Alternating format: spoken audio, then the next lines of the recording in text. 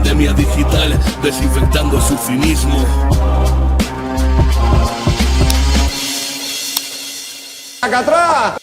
Bueno, pues ahí tenéis prácticamente las nuevas generaciones, chicos, jóvenes, católicos, buenos cristianos, que quieren el entendimiento y la paz en el mundo. Estamos hablando de los chavales de la Jornada Mundial de la Juventud que acuden a Lisboa para ver al Papa y cantan que te vote chapos del fascismo y la Iglesia Católica toda una vida de buena vista. Domingo a misa o incluso a Lisboa, pero ya sabéis que uno de los acuerdos que tienen nuevas generaciones, de lo que más presumen, es de que ya tienen negociados con discotecas, listas VIP y descuentos en los chupitos y en las bebidas. Por eso quiero anunciaros que están muy avanzadas las negociaciones y que muy pronto os anunciaremos distintos acuerdos entre nuevas generaciones de Madrid y las mejores discotecas de la ciudad para que tengamos listas exclusivas, descuentos, se nos invitará a copas, se nos invitará a chupitos, tendremos acceso preferente para los afiliados y para sus amigos y muchos otros privilegios, porque nuevas generaciones están los en fin, bueno, un poco el PP de toda la vida. Evidentemente no ha sido lo único que ha ocurrido. Fijaros algunas cosas que han ocurrido. Aquí denuncia Tomás: colarse en el metro sin pagar es robar y robar es un pecado muy feo. Pero ya hacerlo cuando encima tienen un abono de transporte, pues ya tal. Ahí veis la noticia que daba Carmen Matas: las juventudes del Papa en Lisboa. Encima en Lisboa, en otro país, la juventud católica, yo creo que aquí muchos son de nuevas generaciones, ya lo digo yo, el componente político. Fijaros, la juventud del Papa en Lisboa demostrando que son sin duda la generación que creará un mundo más justo y solidario. Que alguien les explique que lo de las puertas abiertas era el corazón de Dios. El metro se paga. Bueno, buen tuit. Fijaros cómo se cuelan toda esta gente. No sé si serán los mismos que hemos visto en el metro, pero otros colándose en el metro de manera masiva.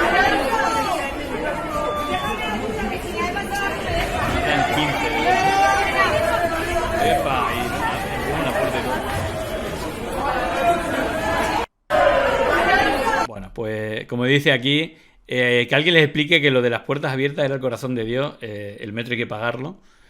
Buen tuit. Y otra cosa que ha ocurrido precisamente, Otto Mas, que también ha estado denunciando esto, fijaros, ya en Lisboa, en el encuentro, ¿vale? En el encuentro de jóvenes, un asistente con una bandera trans es acosado por otros jóvenes cristianos. Le dicen que puede quedarse, pero que nada de banderas trans, ya sabéis, amados los unos a los otros, salvo que sean del colectivo LGTBI y lo muestren. Bueno, aquí veis lo de las buenas maneras, vamos, regulín. I am representing my people, just like everyone else with my flag, with a flag. God loves everyone. Yes, He loves everyone, but you should not do this, because it's the apology of... No puedes porque eso es apología ¿de qué? And you cannot, like... This is for everyone. No, This is for the no, youth. you cannot, like... Yes, I can. Yes, I was let in by police. I can be here. Yes, you can be here. And I can do this. No, not do this. That's an ideology. Just not put the flag. That's just this. Are you organizers? But you cannot Are you here. organizers? You cannot do this. Then go fuck yourself. I am representing my... Al final los manda a la mierda después que vienen como a acosar de que nada de bandera. Bueno, ya sabéis también la posición de ciertos sectores de la Iglesia, y de hecho esto me ha hecho recordar pues un par de noticias de las últimas horas. Fijaros, lo primero, ya que hablamos del colectivo trans, ya sabéis la criminalización que se está haciendo por parte de la derecha, por parte de medios. Fijaros, estas noticias falsas de La Razón, y ayer en La Razón, hoy en la ABC, a ciertos periódicos de derecha se les acaba el todo vale con este nuevo Twitter X, que es la rectificación con fuente original, brutal corrección del titular. Fijaros el titular que daba el ABC: una trans asesina a 3 prostitutas porque eran más atractivas de lo que jamás habría planeado ser.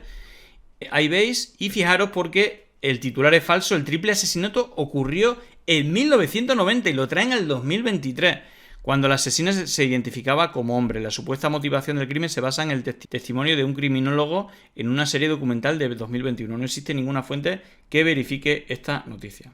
Fijaros, ¿no? Es decir, van como a degüello a la batalla cultural, a la criminalización de ciertos colectivos, sea como sea, cogiendo noticias de 1990 o haciendo lo que tengan que hacer. Y luego, por otra parte, ya sabéis todas las campañas que hacen contra el colectivo LGTBI o con la izquierda, que defienden la pedofilia, la pederastia, la zoofilia, bueno, cualquier disparate. Y yo creo que usan un poco el principio de transposición, incluso con titulares. Fijaros, el titular este es como súper loco, ¿no? Los obispos culpan de sus casos de pederastia a toda la sociedad por su silencio cómplice.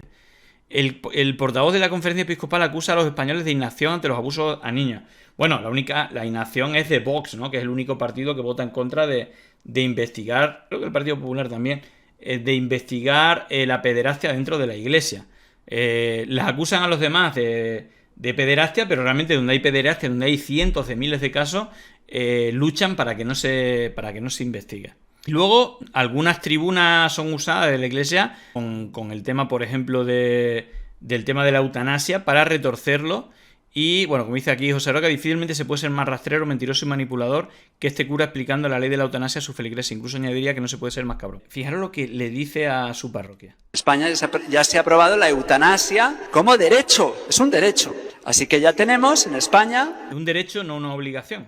Viejitos que están muy enfermos, que gastan mucho dinero, que se sienten que incomodan y le dicen a sus hijitos, mira, me quito de en medio. Es legal, es un derecho ahora, lo ha dicho el Tribunal Supremo en España, entonces me quito de en medio. Y los hijos, qué bueno es mi papá, que se quita de en medio, qué bueno es mi papá, que ha decidido no molestar. Es diabólico, es dramático. Una ley que empuja al suicidio, que empuja a los hijos a pedirle a su papá. Que empuja al suicidio, es que o que le piden a los niños que... Es decir, esta gente... Ojo, no todos los obispos y todos los curas son igual, pero es que hay gente súper ultra con todo esto. Papá, no te das cuenta de que molestas, no te das cuenta de que ahora tienes un derecho. Mira lo que nos estás haciendo. Mira, nos estás quitando el dinero de nuestros hijos. Eso es la ley de eutanasia. Tremendo. Y en la línea de estos curas que, bueno, a veces hacen actividad hasta política, es algo también habitual. Y de hecho vamos a ver algún caso... Fijaros, José Ignacio Munilla, ¿vale? El obispo Munilla, el obispo de Orihuela Alicante. Dios no creó hombre o mujer, nadie nace en un cuerpo equivocado. Bueno, muy buenos días a todos. Qué regalo estar aquí, qué regalo ver desde este lugar vuestra presencia, vuestra actitud, después de haber alabado a Dios. Serán estos, fijaros el símbolo el símbolo franquista, lo usan en las banderas de Viva Franco y de Viva Cristo Rey. No me extraña si hacemos una comparación de imágenes, aparte de Tamayo. ¿Será este Tamayo? Joder, se parece a Tamayo. ¿Estará infiltrado en la secta esta?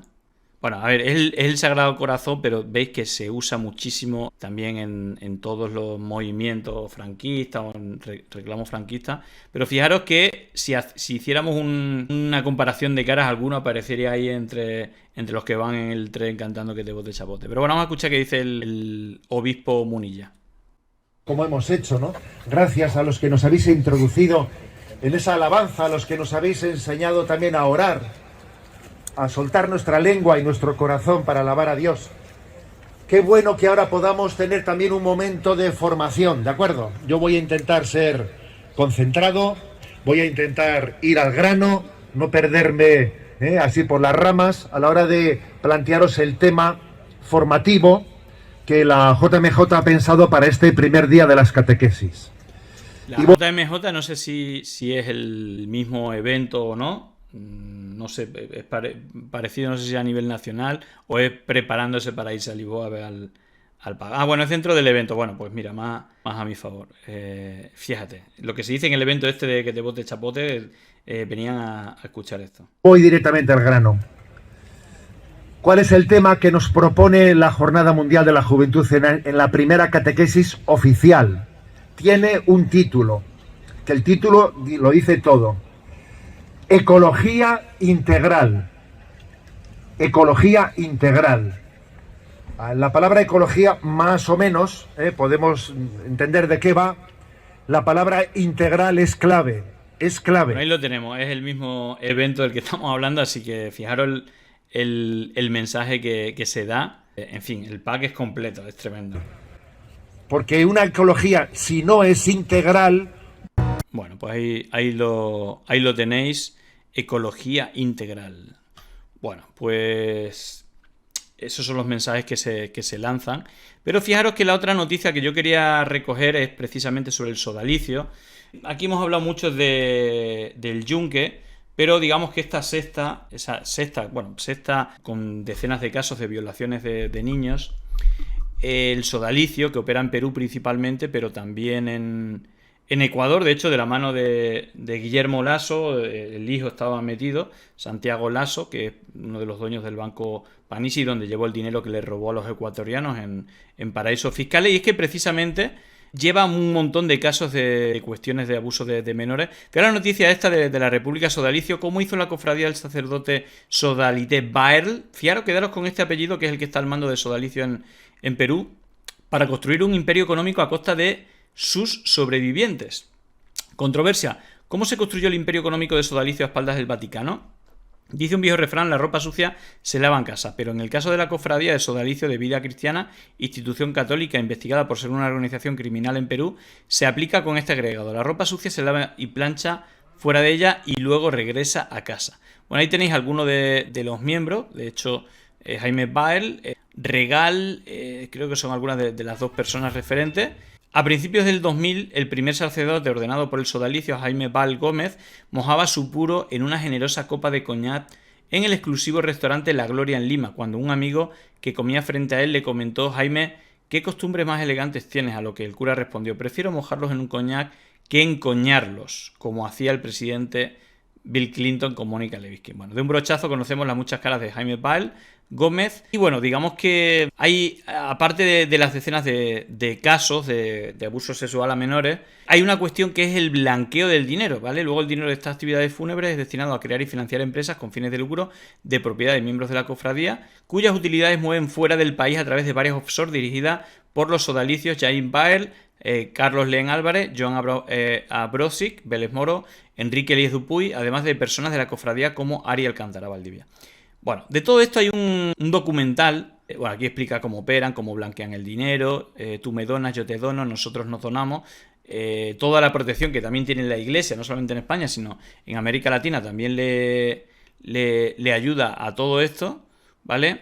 Y al final, pues tiene una red societaria en paraísos fiscales que lo blanquean. Bueno, es bastante largo, si podéis buscar, pero más allá de todo este caso, fijaros cómo una de las investigadoras Paula Orgaz, que es corresponsal del ABC, digamos de España, en Perú, y que ha investigado todo este caso, el sodalicio Santiago Lasso, hijo del candidato, ahora presidente de Ecuador, Guillermo Lasso, presidente de la Fundación Alas Network, miembro del Opus Dei, fue sodalite en 2007 al 2012. Carlos Muñoz de Humán es otra pieza clave. Fijaros qué casualidad, porque también Guillermo Lasso, aparte de tener un banco, el hijo Santiago Lasso en Panamá, en un paraíso fiscal, pues el propio Guillermo Lasso tiene un montón de offshore y todo el dinero que ganó durante su...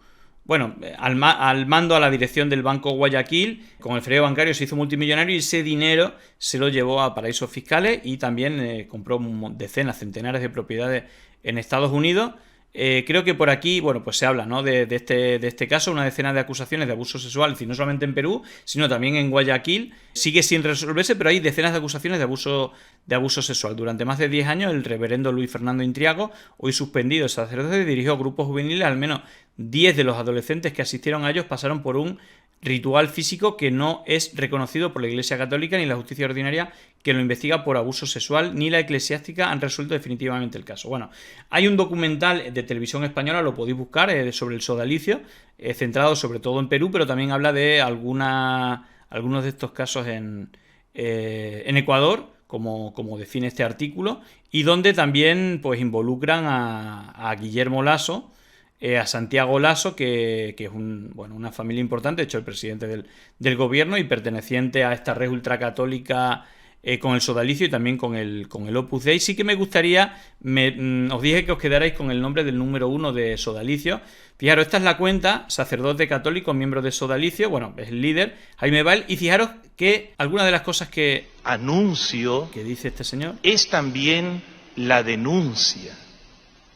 Denunciar aquellas cosas que están mal y denunciarlas con valentía, sin temor. Y por eso, ante el caos y el desgobierno que estamos viviendo en nuestro país... Bueno, veis cómo se meten en política, y no solamente eso, sino fijaros qué casualidad, fijaros toda su actividad.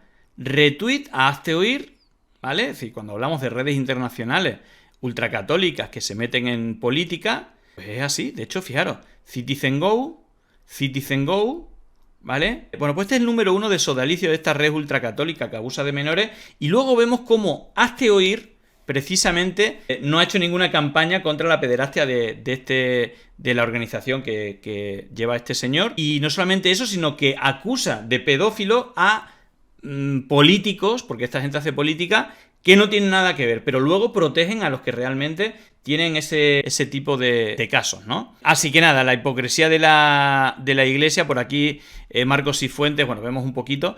El informe de Alberto Baloande sobre el sodalicio incluye la historia de una sentencia de J. Villestein que liberó en 3 años a un sujeto detenido en plena monstruosidad. Es decir, que pillaron a un miembro del sodalicio abusando de menores y fue soltado por el poder y la influencia que tiene, igual como tapan todos estos casos de corrupción. Bueno, vamos a escuchar un poquito sobre este caso y, bueno, es el enésimo caso dentro de la Iglesia, de una parte de la Iglesia, porque luego hay una parte de la Iglesia sana, pero esto sí que está protegido por élites económicas, élites judiciales, élite mediática y por una parte de la política que está conectada internacionalmente.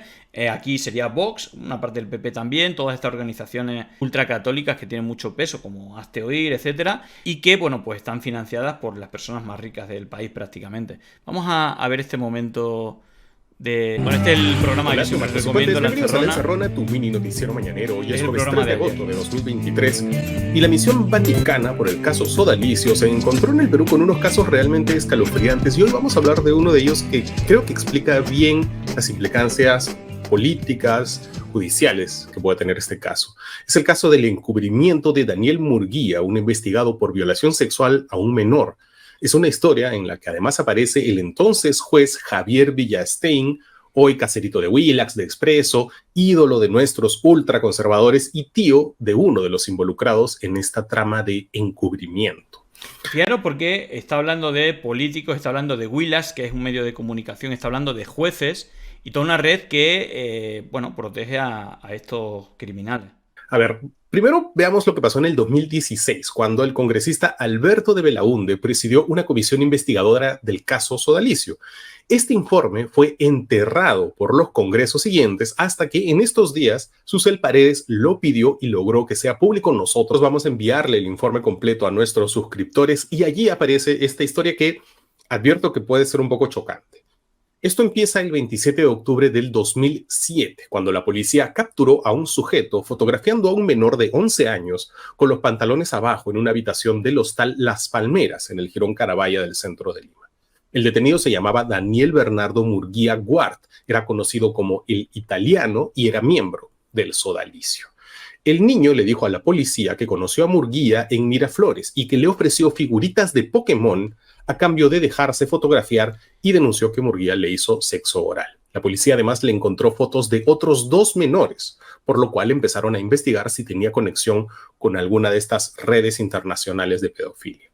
Y apenas se conoció la noticia, el Sodalicio decidió expulsarlo públicamente con un comunicado muy duro, pero era para la tribuna, porque Murguía era no cercano, cercanísimo a Luis Figari, el fundador del Sodalicio. Murguía fue su cocinero personal, enfermero de sus padres, luego su secretario personal y lo atendía durante las madrugadas.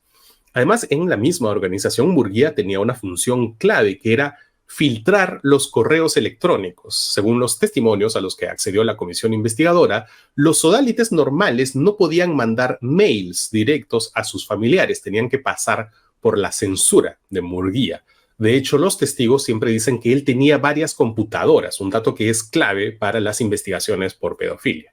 Murguía tenía además otra característica ampliamente descrita. Le gustaba dormir en el mismo piso que los menores del Sodalicio. Esto era en el tercer piso, ahí tenía un huequito con todas sus computadoras. Cuando fue detenido, Murguía ya no vivía en el Perú, sino en Chile. Él estaba de paso en Lima y estaba alojado en la comunidad Madre de la Fe, en San Isidro, que estaba a cargo de Jean-Pierre Teullet, un miembro del Consejo Regional del Sodalicio en el Perú. El informe del Congreso recogió el testimonio de este Jean-Pierre Teullet y él contó que cuando se enteraron de la detención de Murguía hubo un cónclave para decidir qué hacer con él. Se decidió expulsarlo, pero Figari se oponía a esa decisión, y acá cito lo que dijo Teullet en su declaración. El que pulseaba por todos los medios para que no lo votáramos por teléfono era Figari. Al final, evidentemente, no quedó otra, porque claro, ya había un bien superior que se llamaba la fama de la institución, que para Figari era importante. Entonces él accede a esa cuestión, pero por Figari no lo hubiéramos votado. Pero Teullet dijo algo más, que entre las pertenencias que Murguía había llevado al Perú había una computadora, un USB y la memoria de una cámara. Él indagó en su contenido y encontró lo que llamó cosas muy escabrosas por las que Murguía debería ir al paredón. Murguía no solo tomaba las fotos, sino al parecer participaba en lo que él llamó los actos. Una vez que vio todo ese contenido, pues este señor Teullet le entregó todo el material a Eduardo Regal Villa, que era el vicario general del sodalicio. Y recuerdan este nombre, Eduardo Regal Villa. Bueno, ¿qué hizo este Eduardo Regal Villa? Según otro testimonio, llamar a Chile para que destruyan el contenido de la computadora que Murguía... Una mafia, y seguro que en Chile, es decir, que la red internacional tiene sus piernas y sus brazos en muchos países, ¿no? Entonces, y en la élite, ya os digo, judicial, mediática, política, tiene los brazos muy, muy, muy largos, tiene mucho, mucho poder. Había dejado allá, en Chile. Y efectivamente, cuando la policía chilena se contacta con Alessandro Moroni, que era el líder sodalite en Chile, pues no encontraron nada. ¿Y qué pasó con la computadora que sí estaba en el Perú, cuyo contenido escabroso había sido visto por otro sodalite? Pues esa computadora desapareció. Cuando Eduardo Regal Villa, el vicario general del sodalicio, declaró ante la fiscalía, dijo que él nunca dio la orden de destruir la computadora de Murguía y que se la había entregado a la familia de Murguía. La familia obviamente tampoco tenía esa computadora, había desaparecido.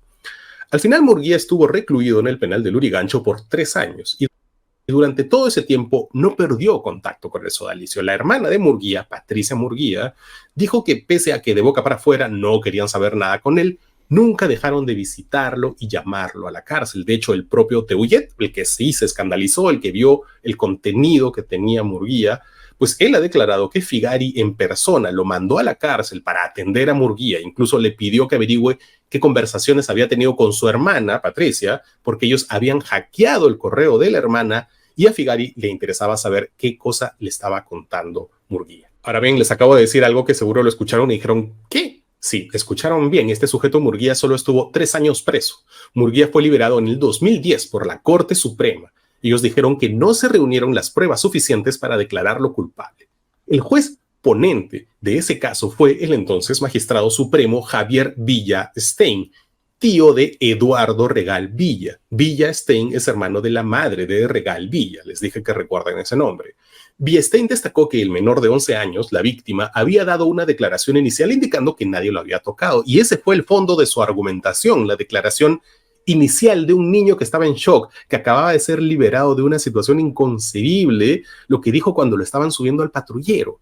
Y el pobre niño iba a decir cualquier cosa, por algo hay protocolos especiales para estos casos, cámara Gesell, en fin, más aún en el caso de un niño. Lo que dice la víctima cuando está subiendo al patrullero, justo después de ser rescatada, pues no puede ser el fondo de una argumentación. Pero Javier Villestein, tío de alguien sospechoso de haber desaparecido una de las pruebas del proceso y juez de la Corte Suprema de Justicia del Perú, pues consideró que sí, y liberó a Murguía después de solo 3 años. Entonces tenemos a alguien estrechamente vinculado al número 1 del sodalicio, que es encontrado infraganti, es protegido por la secta hasta tal punto que misteriosamente se pierde evidencia, y finalmente un alto magistrado vinculado familiarmente a uno de los involucrados en esa pérdida de evidencia, y ese alto magistrado se encarga de sacar al sujeto de la prisión.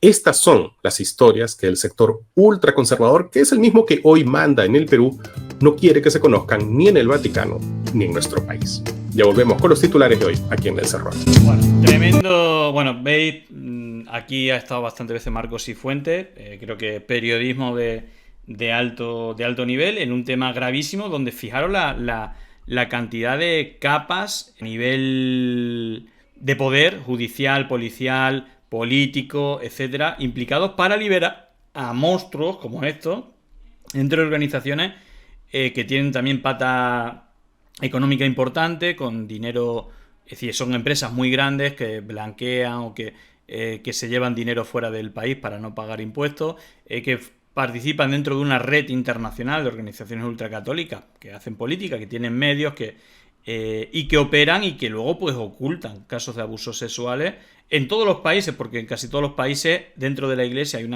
una lacra que, bueno, pues que en centenares de miles de casos, bueno, pues abusan sexualmente de menores. Y no sé si en una lógica de principio de transposición lanzan acusaciones contra, bueno, sus rivales políticos y protegen al entorno cercano, que sí tiene casos reales. Es decir, es una lacra que existe durante décadas y la impunidad impera, y es algo global, generalizado, amparándose en ese poder que aún esa élite de la Iglesia, que no la Iglesia de base y cristianos de base tiene, pero que es bastante lamentable el cinismo que hace sobre todo esa pata, ¿no?, ultracatólica, vinculada a la ultraderecha, a espacios antidemocráticos, que son criminales en muchos casos. Bueno, os quería contar esto porque es tremendo y no es un caso excepcional, sino que aquí, si rascásemos un poco, pues pasaría algo parecido. Llegó el momento de no estar callado, de desmontar inventos que vienen envenenados. Es contrainfo, que no es lo mismo. Pandemia digital, desinfectando su cinismo. Gracias por la suscripción, muchísimas gracias.